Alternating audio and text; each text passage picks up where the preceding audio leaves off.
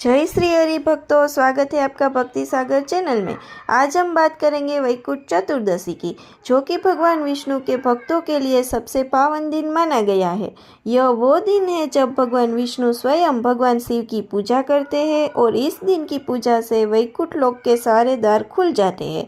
भक्तों के लिए यह दिन मोक्ष, शांति और दिव्य प्रकाश का प्रतीक है। वैकुंठ चतुर्दशी कार्तिक शुक्ल एकादशी के दिन मनाई जाती है। यह देव दीपावली के एक दिन पहले आती है। शास्त्रों के अनुसार यह दिन भगवान विष्णु के काशी में भगवान शिव की आराधना की थी और भगवान शिव ने प्रसन्न होकर उन्हें सुदर्शन चक्र का वरदान दिया था। इसलिए इस दिन विष्णु और शिव दोनों की संयुक्त पूजा की जाती है। यह दिन दर्शाता है कि भक्ति और शिव विष्णु एक ही तत्व के दो रूप हैं। कहा जाता है कि इस दिन श्रद्धा से दीपदान, पूजन और कथा श्रवण करते हैं वह जन्म मृत्यु के बंधन से मुक्त हो जाते हैं। भक्तों यह जानते हैं कि वैकुंठ चतुर्दशी की पूजा के लिए क्या क्या सामग्री रखनी चाहिए।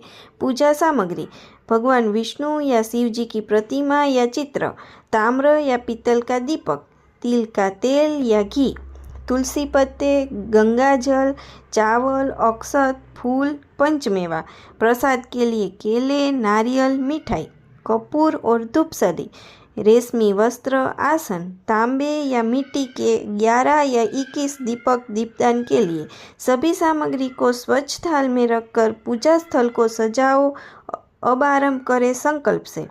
सबसे पहले गंगा जल लेकर शुद्धिकरण करें और यह मंत्र बोले: गंगे च यमुने चैव गोदावरी सरस्वती नर्मदे सिंधु कावेरी जलेस्मिन् सिंधिं कुरु। फिर भगवान विष्णु और भगवान शिव का प्रणाम करें, दीपक जलाए और ध्यान करें: ओम नमो भगवते वासुदेवाय नमः, ओम नमः शिवाय।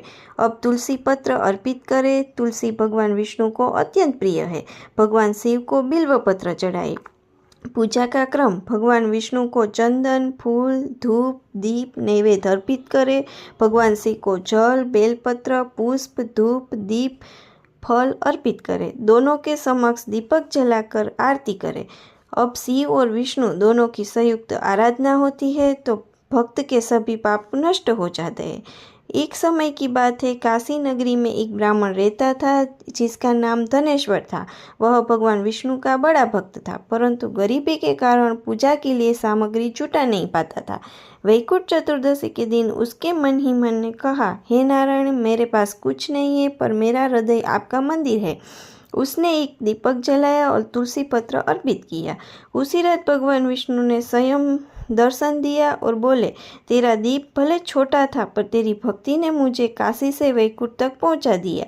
तभी से इस दिन दीपदान का अत्यंत महत्व माना जाता है। यह दिन केवल पूजा का नहीं, प्रेम और श्रद्धा का प्रतीक है। अब बात करते हैं दीपदान की, जो इस दिन की आत्मा है।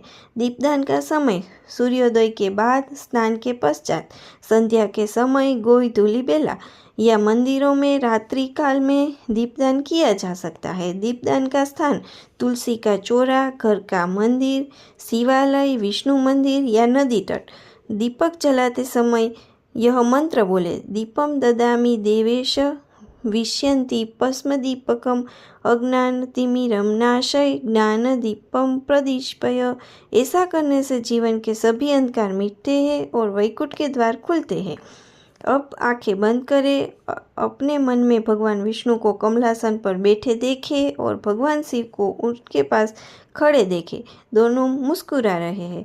अपने मन में प्रार्थना करें, हे प्रभु, मेरे जीवन का अंधकार मिटाकर मेरे घर में वैकुंठ जैसा प्रकाश भर दो। ओम दीप ज्योति परम ब्रह्म दीप ज्योति जनार्दन दीपो हरतु मे पापम संध्या दीप नमोस्तुते। ओम जय जगदीश हरे, स्वामी जय जगदीश हरे आरती करे। भक्तों, इस प्रकार वैकुंठ चतुर्दशी की संपूर्ण पूजा विधि पूर्ण होती है। आप सभी अपने घरों में इस दीपदान करें, कथा सुने और भगवान के नाम का स्मरण करें। जय श्री हरि, जय भोलेनाथ, जय वैकुंठ चतुर्दशी। वीडियो अच्छा लगा हो तो चैनल को सब्सक्राइब करना और वीडियो को शेयर करना।